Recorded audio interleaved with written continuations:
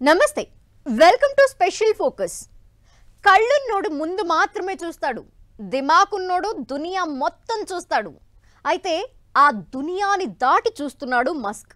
కొత్త ప్రపంచం సృష్టిద్దాం, మార్స్కి మకా మార్చేద్దామంటూ పెద్ద పెద్ద కలలు కంటున్నాడు.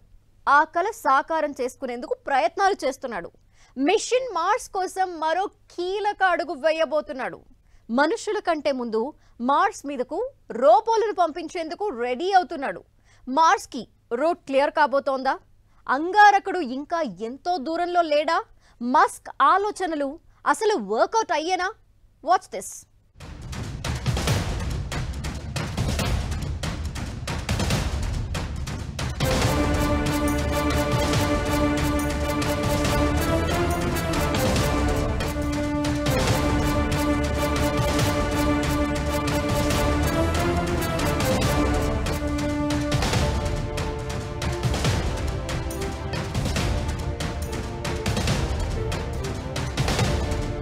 ఆపరేషన్ మార్స్ స్పీడప్ చేసిన ఎలన్ మస్క్ మనుషుల కంటే ముందు మార్స్ పైకి రోబోలు 2026లో మార్స్ పైకి రోబోలు పంపేందుకు రెడీ. 2029 నాటికి మార్స్ పై కాలనీ ఏర్పాటే టార్గెట్. మార్స్ కి మకాం కల నిజం కాబోతోందా?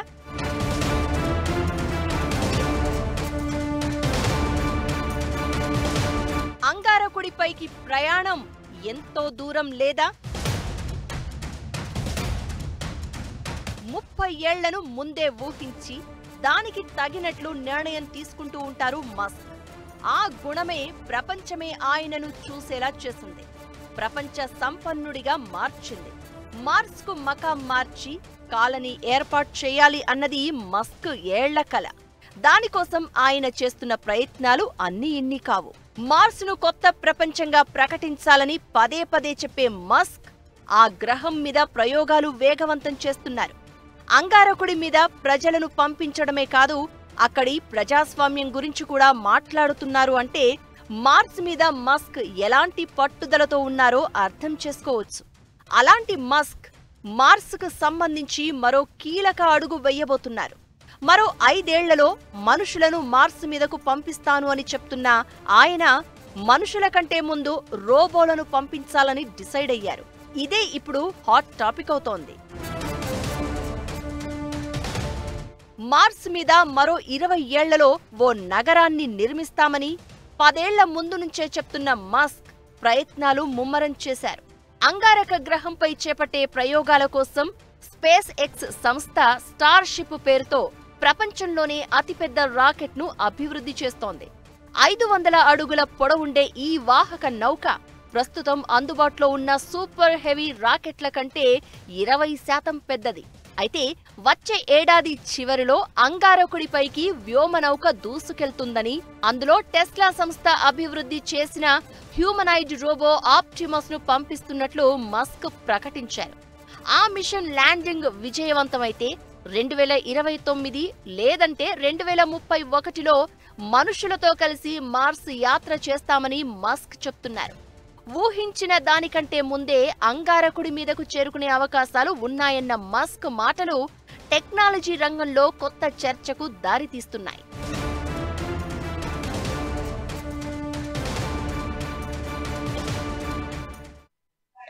రోబోట్ని కనుక పంపించేటైతే అది మార్స్ గ్రహం మీద దిగిన తర్వాత అది ఒక తుమ్ముతో కూడుకున్నటువంటి ఐరన్ ఆక్సైడ్ ఎర్రగా ఉండేటువంటి మార్స్ గ్రహం. అతి సూక్ష్మమైనటువంటి దుమ్ము కణాలు ఎక్కువ, తుఫాన్ లాంటివి ఎప్పుడు వస్తూ ఉంటాయి. ఇటువంటి దుమ్ము ఏర్పడినప్పుడు మనం దాన్ని తట్టుకోవాలంటే ఏం చేయాలి, మన పరికరాలు పనిచేస్తాయా అనేది ప్రథమం.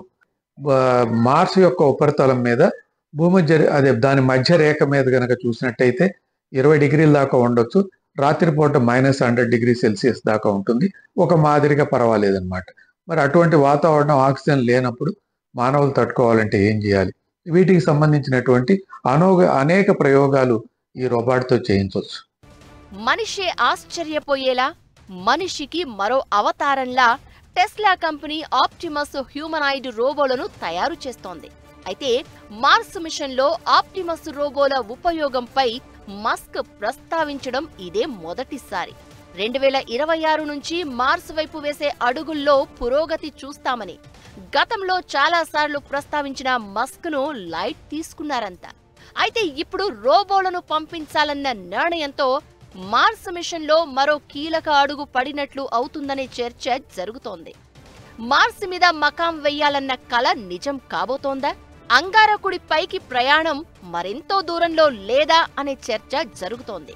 అయితే మస్క్ మాటలు ఎలా ఉన్నా 2026లో మార్స్ మీదకు మానవరహిత మిషన్కు సంబంధించి ఎలాంటి షెడ్యూల్ లేదు. నాసా అయినా స్పేస్ ఎక్స్ అయినా ఏడాది ముందుగానే మిషన్ ప్రకటిస్తాయి. ప్రస్తుతానికి అయితే దీనికి సంబంధించి ఎలాంటి అనౌన్స్మెంట్ లేదు.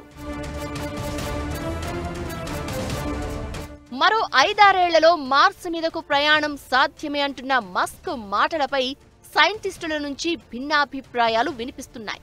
రాబోయే 10 ఏళ్లలో జరిగే అవకాశం లేదని, ఒకవేళ జరిగినా చాలా ప్రమాదంతో కూడుకున్న వ్యవహారమని వార్నింగ్ ఇస్తున్నారు. మార్స్ యాత్రపై మస్క్ ఎప్పట్నుంచో పని చేస్తున్నారు. అంగారక గ్రహంపై కాలనీల ఏర్పాటు గురించి గతంలోనూ చాలాసార్లు మాట్లాడారు. మార్స్ పై స్వయం సమృద్ధి గల మానవ కాలనీలను సృష్టించడం ద్వారా అణుయుద్ధాలు, ప్రకృతి విపత్తులు లాంటి ముప్పుల నుంచి మానవ అస్తిత్వాన్ని, నాగరికతను కాపాడుకోవచ్చని ఎన్నోసార్లు చెప్పారు. అందుకు అవసరమైన స్పేస్ క్రాఫ్ట్, జీవించేందుకు మౌలిక వసతుల కల్పన లాంటి టెక్నాలజీపై స్పేస్ ఎక్స్ పనిచేస్తోంది. అయితే అంగారకుడి మీద ఏముంది, ఎలాంటి పరిస్థితులు ఉన్నాయన్న దానిపై ఇప్పటికీ ఫుల్ క్లారిటీ లేదు. దీనికోసం ముందుగా హ్యూమనైడ్ ఆప్టిమస్ రోబోలను పంపించేందుకు మస్క్ రెడీ అవుతున్నాడు.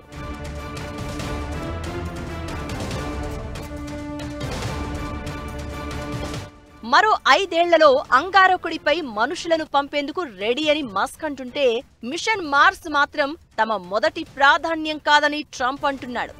ఇదంతా ఎలా ఉన్నా మార్స్ మీదకు మకాం మార్చాలన్న కలకు సంబంధించి ఓ కీలక అడుగు పడే అవకాశాలు క్లియర్గా కనిపిస్తున్నాయి. వచ్చే ఏడాదిలో మార్స్ మీదకు రోబోలను పంపిస్తే ప్రయోగాల్లో అదో కీలక మలుపుగా మారే అవకాశం ఉంటుంది అనడంలో ఎలాంటి అనుమానం లేదు.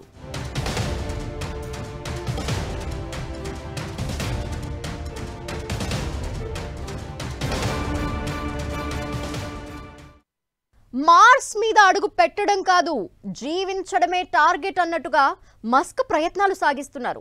మరి ఇప్పుడు రోబోలని పంపేందుకు రెడీ అవుతున్నారు. సరే, అసలు మార్స్ మీదకు వెళ్ళి అవేం చేస్తాయి, ఎలాంటి విషయాల్ని కనిపెడతాయి? ఆప్టిమస్ రోబోలు అంటే ఏంటి? అంగారకుడి మీదకు వెళ్ళి ప్రయోగాలు చేసేంత సీన్ వీటికుందా? అసలు మార్స్ మీద ప్రతి ఒక్కరికి ఎందుకింత ఆసక్తి? మస్క్ ఎందుకంత పట్టుదలతో ఉన్నారు?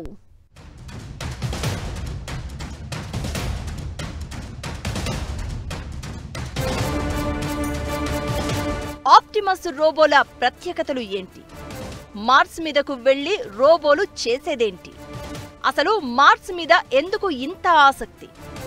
మార్స్ మీద జీవించే పరిస్థితులు ఉన్నాయా? మార్స్ మీద జీవించే పరిస్థితులు ఉన్నాయా లేదా అని జరుగుతున్న పరిశోధనలు ఇప్పటివి కావు. మనం నివసించే ఈ భూమి ఎప్పుడో ఒకప్పుడు అంతమవ్వాల్సిందే. ఆ పరిస్థితి వస్తే మనం బతకడానికి మరో ప్రత్యామ్నాయ గ్రహం కావాలి కదా. అలాంటి ఆలోచన నుంచే అరుణగ్రహం మీద ప్రత్యేక దృష్టి సారించారు అన్నది ఎప్పటినుంచో జరుగుతున్న చర్చ. భూమికి దగ్గరగా ఉండడం, దాదాపుగా భూమిని పోలిన వాతావరణం ఉండడం, గతంలో ఎప్పుడో అక్కడ జీవం ఉన్నది అనడానికి ఆనవాళ్లు ఉన్నాయన్న సంకేతాలు, ఇలాంటి అనేక అంశాలే మార్స్ ఆ ప్రత్యామ్నాయం అన్న నిర్ధారణకు రావడానికి కారణం అయిందనే వాళ్ళు ఉన్నారు. మార్స్ గుట్టు తేల్చేందుకు ఇప్పటికే చాలా రోవర్లు అంగారకుడి మీద చక్కర్లు కొట్టాయి. అక్కడి పరిస్థితులకు సంబంధించి అనేక ఆనవాళ్లు పంపాయి. Pathfinder, Phoenix, Viking 1-2, Opportunity, Curiosity, Spirit, latest Perseverance. చాలా రోవర్లు మార్స్ మీద అడుగుపెట్టి పరిశోధనలు చేస్తున్నాయి. ఇప్పుడు మస్క్ రోబోలను పంపించి ప్రయోగాలు చేయాలని ఫిక్స్ అయ్యారు.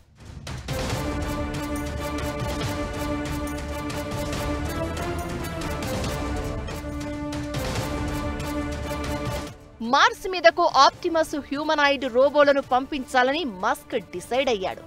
అచ్చు మనుషులు చేసినట్లు చేయడం ఈ ఆప్టిమస్ రోబోల ప్రత్యేకత. ఆ మధ్య జరిగిన ఓ రోబో ఈవెంట్లో ఆప్టిమస్ల పనితనం గురించి ప్రత్యేకంగా వివరించారు. స్ట్రైట్ గా మాత్రమే కాదు, పక్కకు కూడా నడవగల ప్రత్యేకత ఆ రోబోలది. కుక్కలను ఆడిస్తుంది, గడ్డి కట్ చేస్తుంది, డ్రింక్స్ అందిస్తుంది, మనిషి చేసే ప్రతి పని చేస్తుంది, కానీ మనిషి కాదు.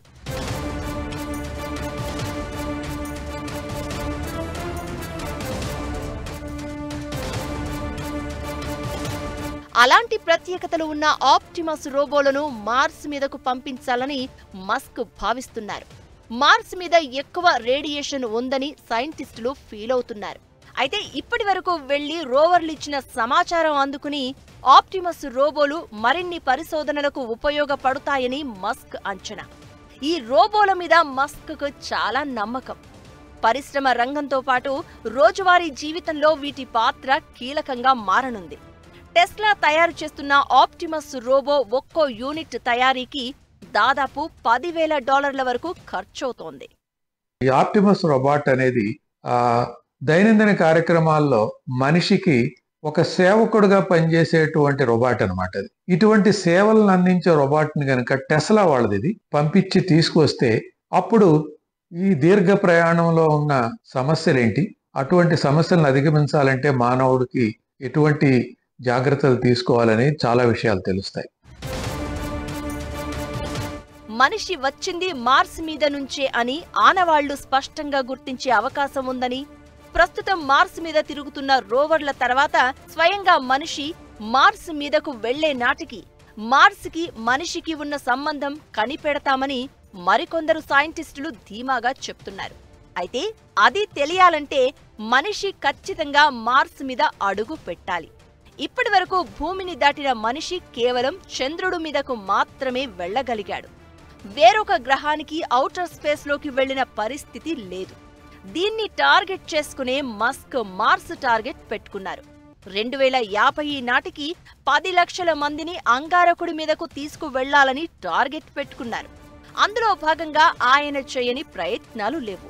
ఇప్పుడు ఏకంగా రోబోలను పంపాలని డిసైడ్ అయ్యాడు. ప్రస్తుతానికి అంగారకుడి మీద ఎలాంటి పరిస్థితులు ఉన్నాయన్న దాని మీద క్లారిటీ లేకపోయినా మార్స్ మీద కాలనీ ఏర్పాటుకు సంబంధించి ఏర్పాట్లన్నీ చేసేస్తున్నారు మస్క్. అమెరికాలోని టెక్సాస్లో స్పేస్ ఎక్స్ కంపెనీ ప్రోటోటైప్ రాకెట్ల తయారీ చేపడుతోంది. అంగారకుడిపైకి వెళ్లే స్టార్షిప్ విమానాల తయారీ జరుగుతోంది. ఈ విమానాలన్నీ కూడా అటు ప్రయాణికులను మోసుకెళ్లడంతో పాటు సరుకులను కూడా తీసుకువెళ్లేలా రూపొందిస్తున్నారు. మళ్లీ ఉపయోగించే వీలు ఉండేలా వీటిని తయారు చేస్తున్నారు. ఇప్పటి వరకు అసలు మనుషులే అడుగుపెట్టని అంగారకుడి మీద ఏకంగా కాలనీ నిర్మించాలని మస్క్ కల కనడం, ఆ కలను సాకారం చేసుకోవడం కోసం స్పేస్ ఎక్స్ సంస్థ నుంచి ప్రయోగాలు చేయడం ప్రపంచాన్ని ఆశ్చర్యానికి గురి చేస్తోంది. అయితే ఇప్పుడు మార్స్ మీదకు రోబోలను పంపించి ఆ మిషన్ సక్సెస్ అయితే మస్క్ తన కలను సాకారం చేసుకోవడానికే కాదు, మార్స్ మీద మకాం పెట్టాలన్న కలకు కూడా దగ్గరైనట్లు అవుతుంది.